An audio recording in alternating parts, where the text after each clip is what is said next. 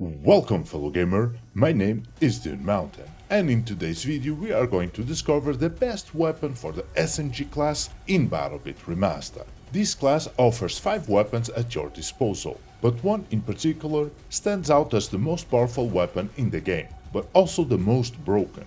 I wasn't expecting to find a weapon which, by the way, I never used before this video, capable of being both a killing machine and your worst nightmare. So stay with me as we explore the realm of the SMG class, covering all the necessary stats, how the guns handle in-game, and try to find out if there's a weapon in this class that suits your playstyle in BattleBit.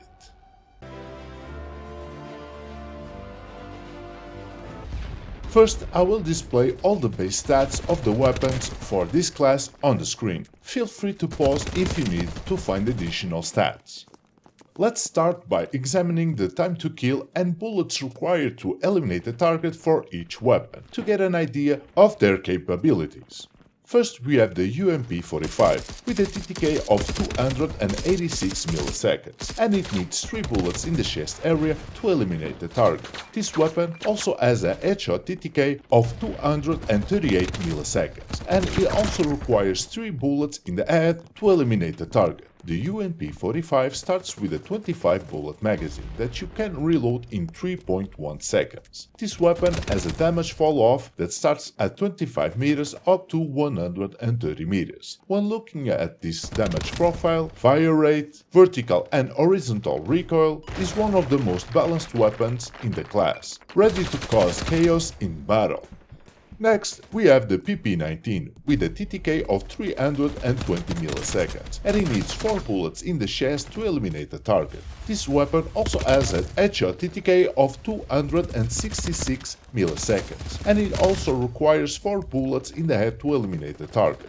The PP19 comes with a 30 bullet magazine that can be reloaded in 3.1 seconds. This weapon has a damage fall-off that starts at 50 meters up to 150 meters. Although the PP19 has less damage than the UMP45, it balances itself with a higher fire rate and less vertical and horizontal recoil, making it the SMG with the lowest recoil in its class, just like the next SMG. That is the MP5, which has a TTK of 259 milliseconds, and it requires 4 bullets in the chest to eliminate the target. This weapon has a headshot TTK of 216 milliseconds, and it needs 3 bullets in the head to eliminate the target.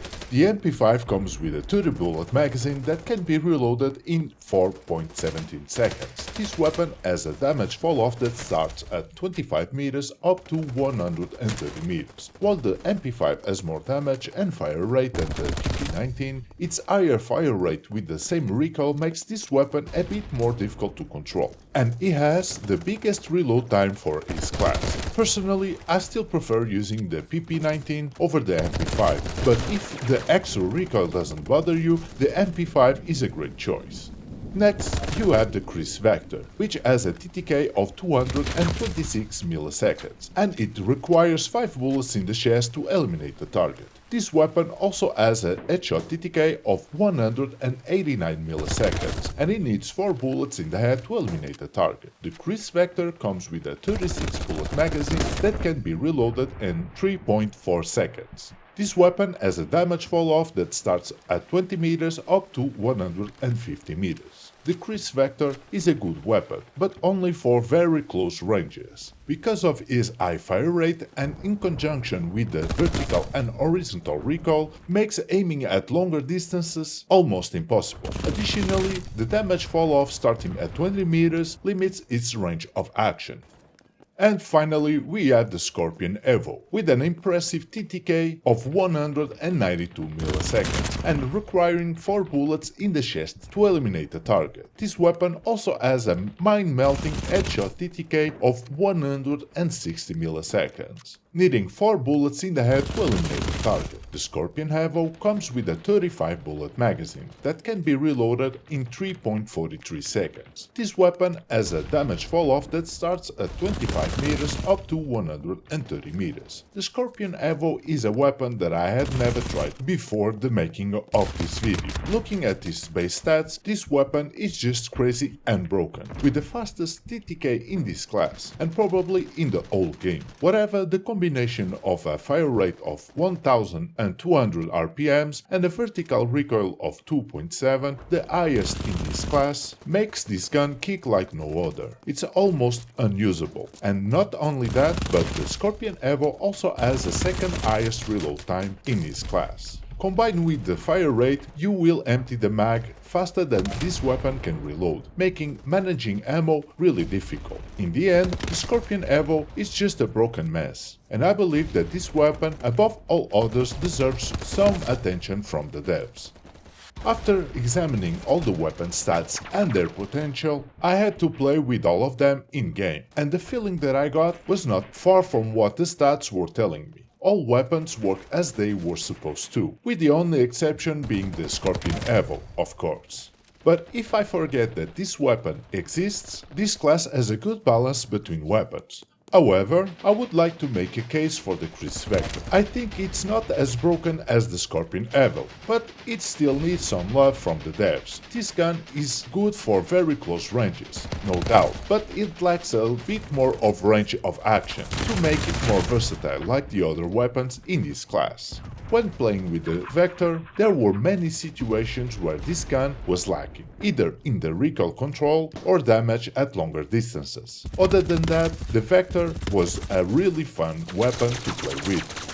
After playing in-game with the other 3 weapons, the UMP45, the PP19 and the MP5, I felt that they were the best choices for this class. They are great weapons for close quarters combat playstyle, but if I had to choose, I would pick the UMP45 for the closer range engagement. And for more close range and some mid-range engagements, I would pick the PP19, and I will explain why. For close ranges, the UMP45 has a quicker TTK compared to the PP19, and the reload time is the same. The only downside of the UMP45 is having 5 fewer bullets than the PP19, but I still think that's a good trade-off, choosing between 5 fewer bullets and having a quicker TTK. For close ranges and some mid-range engagements, I would pick the PP19, because this gun has the highest damage fall-off in its class, starting at 50 meters, giving you an extra 25 meters more than the other weapons, making this gun capable of competing at longer ranges. Not only that, but the PP19 also has the lowest recoil and recoil pattern for its class, making this weapon very accurate. Now, I know that I didn't talk much about the MP5, and I will also explain why. The MP5 is also a great weapon, but I have to choose the best weapon for a certain role. For example, if I compare the MP5 with the UMP, which is the best for CQC role, the MP5 has a better TTK, but the reload time is more than 1 second longer. In close quarters combat, you have to always be quick in decision making, quick at aiming, quick to kill, but also quick to have your weapon reloaded before the next enemy comes. It's in that moment that I find myself in the most danger. After eliminating a target, when reloading or healing, those are the moments when I am the most exposed. So having a gun that kills fast is essential, but a gun that reloads fast is also very important. In this case, losing 27 milliseconds to have a 1.07 seconds faster reload, I think it justifies the trade-off. Then between the PP19 and the MP5, you have the same trade-off between reload and TTK, where you lose 61 milliseconds for having the same 1.07 seconds faster reload time. But also the damage fall-off, like I said before, is double of the distance of the MP5.